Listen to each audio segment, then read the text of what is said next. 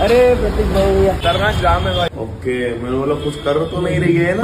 Ujjain ट्रिपच्या 7व्या blog मध्ये आम्ही करणार आहे उज्जैनला टाटा. आमचं सगळं सामान उचलून बॅगा घेऊन आम्ही निघलो रूमच्या बाहेर. पैदल आलो पार्किंग मध्ये. आद्या आणि आयुष भाऊ गेले पार्किंग मध्ये गाडी आणायला. आयुष भाऊले म्हटलं चला आपण घरच्यासाठी मंदिरातून प्रसाद घेऊन येऊ. मंदिरात येऊन सगळ्याच्या घरी नेण्यासाठी प्रसाद घेतला. प्रसाद घेऊन आम्ही आलो अजून पार्किंग मध्ये. इकडे आयुष भाऊ आपली गाडीच काढू राहिले. बसलो गाडीत आणि आलो उज्जैनच्या बाहेर. उज्जैनच्या बाहेर येऊन केला उज्जैनला टाटा. पण आता आम्ही चाललो सरळ इंदोर मध्ये. रस्त्यानं खायसाठी पियुष भाऊने मक्याचे कणस घेतले. आद्या तू काय विचार करून राहिला रे बा, घेणं खायनं सगळं जाऊ द्या. टोल नाक्यावर तुम्हाला एक जादू दाखवतो.